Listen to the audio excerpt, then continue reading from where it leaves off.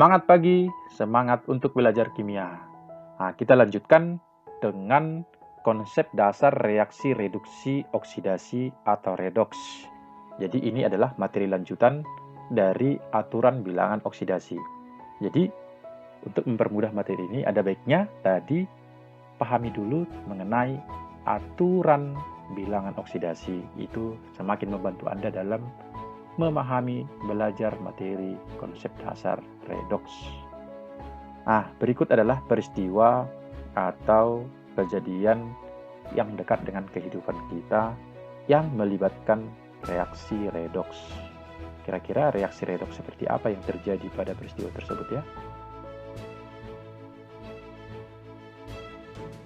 Oke, sebagai bahan pengantar, kalau dari gambar tentunya ini sejenis sayuran ya. Nah, jadi kalau saya pastikan ini adalah sayur bayam yang ditumis ya, sayur bayam. Saya suka ini sayur bayam. Hanya saja ada kelemahannya ya. Kalau sayur bayam itu tidak boleh dibiarkan lama. Jadi ketika dimasak ada baiknya didinginkan sebentar langsung dikonsumsi. Jangan dibiarkan hingga lewat dari 7 jam.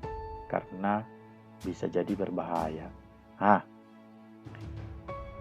bayam merupakan salah satu sayuran yang memiliki kandungan zat besi atau Fe, yaitu berupa ion ferro Fe2+.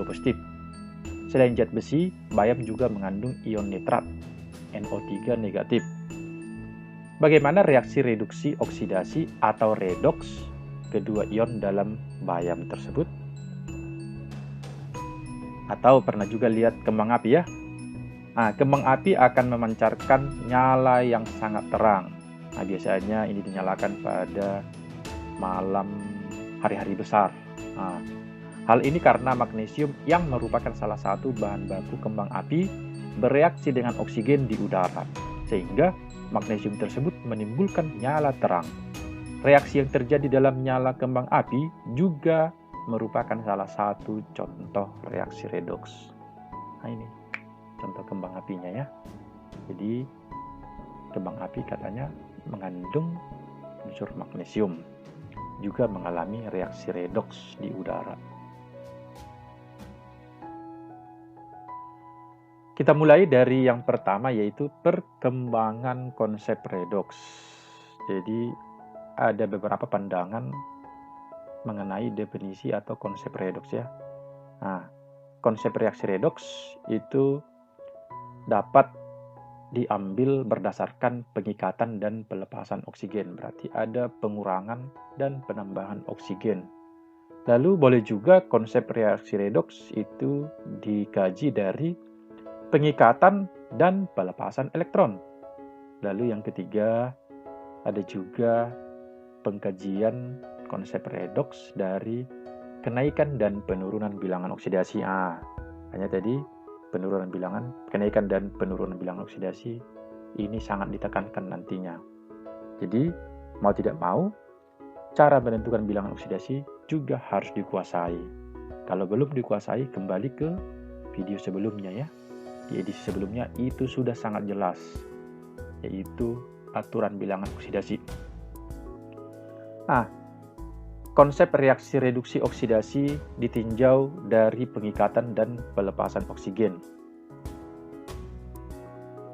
Misalkan ada unsur atau senyawa, itu ada juga oksigen, di mana oksigennya ini akan masuk ke unsur atau senyawa tersebut.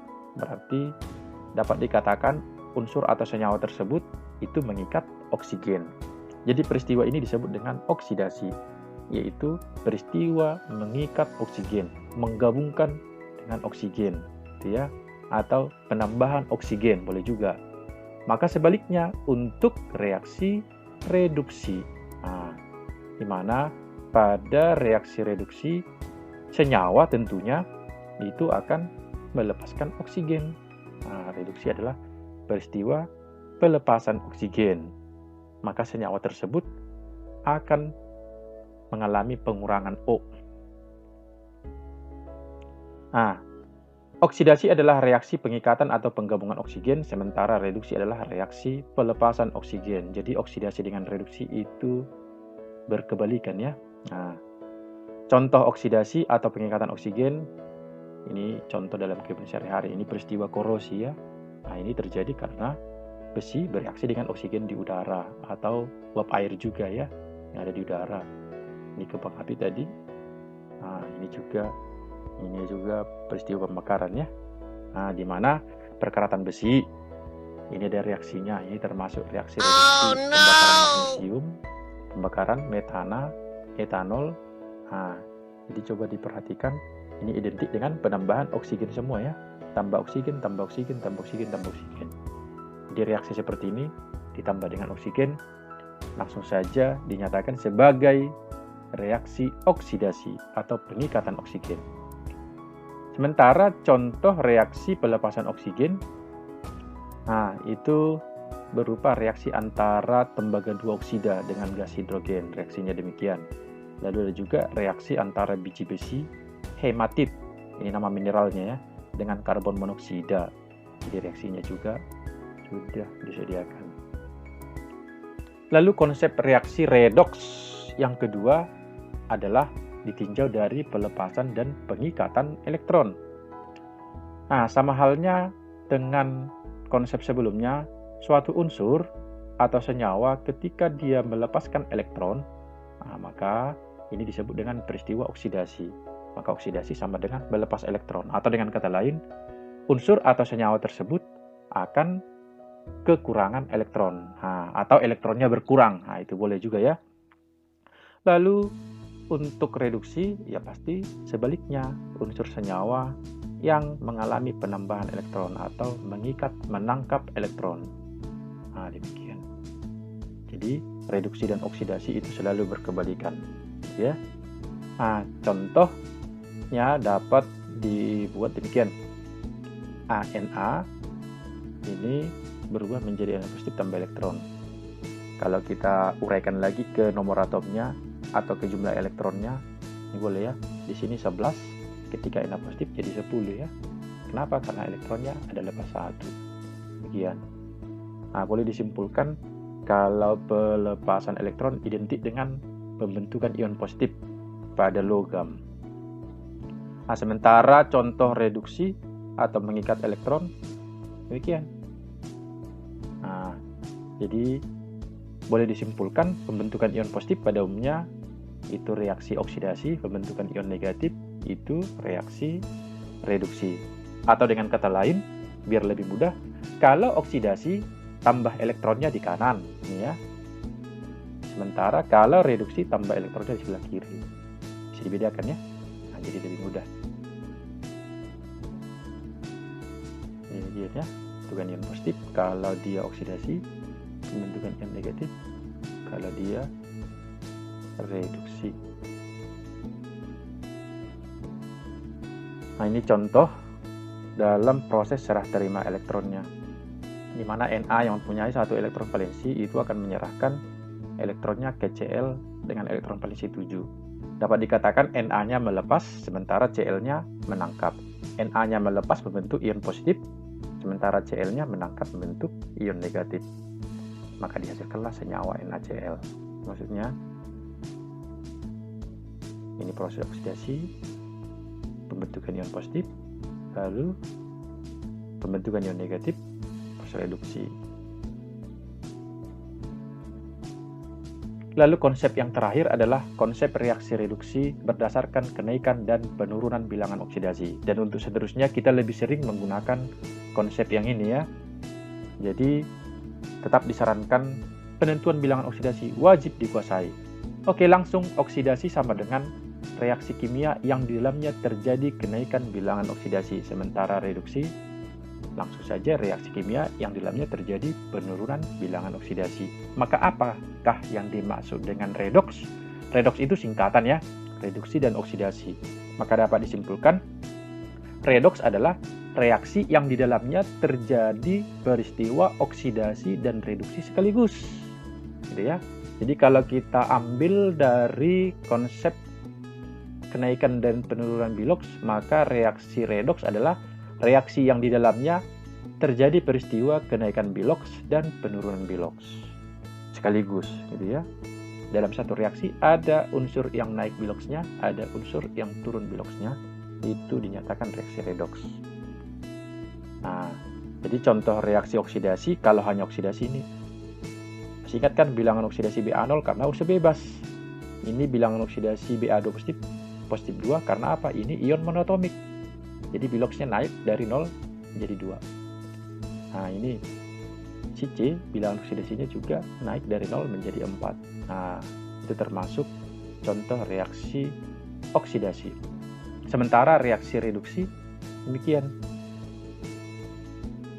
Bilangan oksidasi Br2 unsur bebas itu 0. Nah, ini Br negatif, ini seharusnya negatif 1 ya. Nah, negatif 1. Jadi boleh diralat. Ini 0 menjadi negatif 1. Nah, mau negatif 2 pun sebenarnya nggak masalah karena tetap turun gitu ya. Jadi biloxnya turun. Nah, di sini Fe3 positif, Fe2O3 bilangan oksidasinya positif 3. Di sini menjadi 0. Jadi dari 3 menjadi 0 itu turun. Jadi paham sudah ya?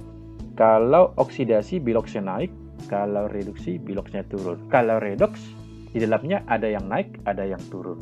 Sekian ya. Oke, kita masuk ke contoh. Misalkan Na ditambah Cl berubah menjadi Na positif ditambah Cl negatif. Jadi Na ini bilangan oksidasinya 0 karena unsur bebas. Berubah menjadi Na positif, bilangan oksidasinya positif 1. Maka Na mengalami kenaikan bilangan oksidasi. Sementara Cl bilangan oksidasinya juga 0. Ini kita nyatakan sebagai atom bebas. Lalu Cl negatif bilangan oksidasinya negatif 1. Jadi kalau kita hubungkan Na menjadi Na positif, biloxnya naik oksidasi, sementara Cl menjadi Cl min, bilangan oksidasinya turun reduksi. Maka reaksi tersebut dinyatakan sebagai redoks. Ada yang naik, ada yang turun ya.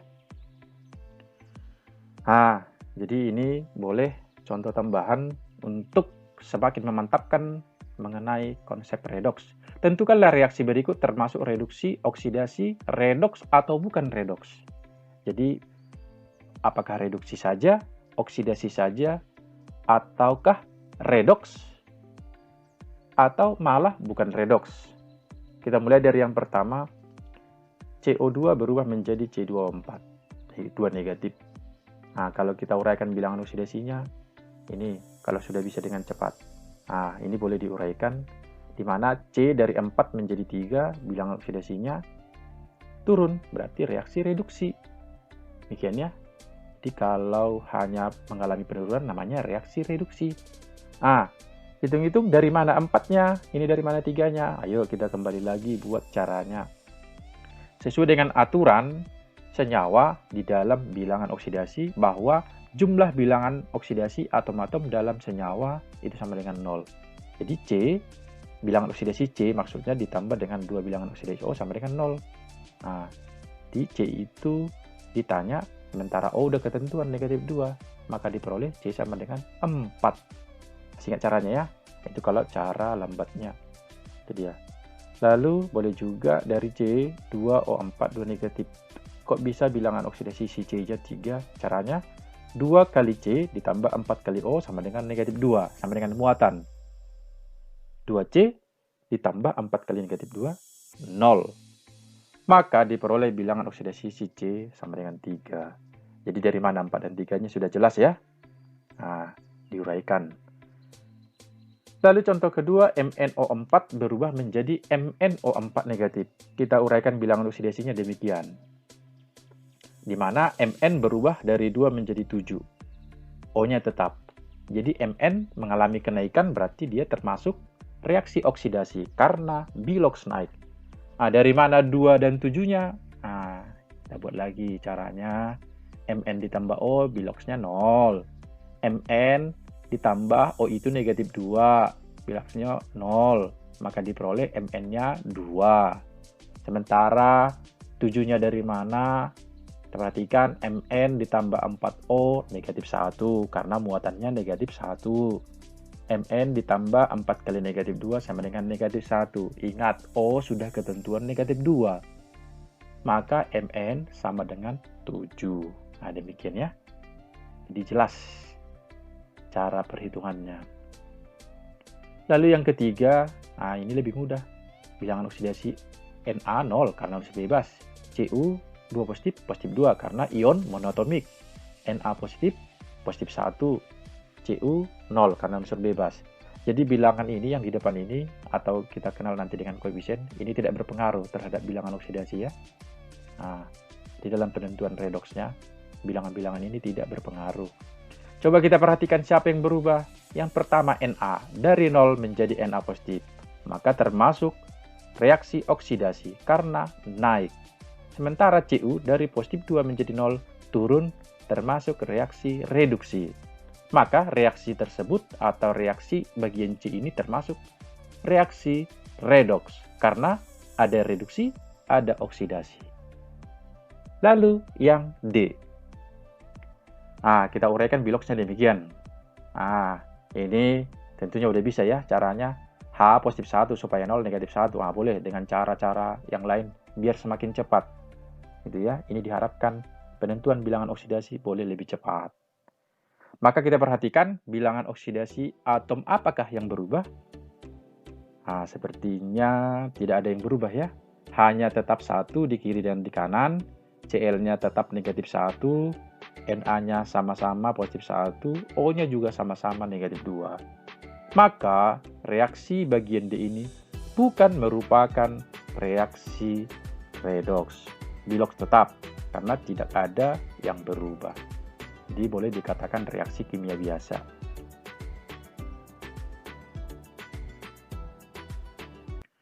Oke, baiklah demikian untuk konsep redoks atau reduksi oksidasi. Jadi berikut ada latihan soal tentunya untuk melatih bagaimana memahami konsep redoks, membedakan mana reduksi, mana oksidasi, dan mana redoks, mana bukan redoks. Coba dikerjakan latihan soal berikut nanti. Tentukan termasuk reduksi, oksidasi, redoks, atau bukan redoks sama sekali. Oke, baiklah. Terima kasih bagi yang sudah bergabung. Semoga bermanfaat. Kiranya siapapun yang tergabung dalam channel ini berada dalam keadaan sehat, kuat, bersemangat, dan bersukacita.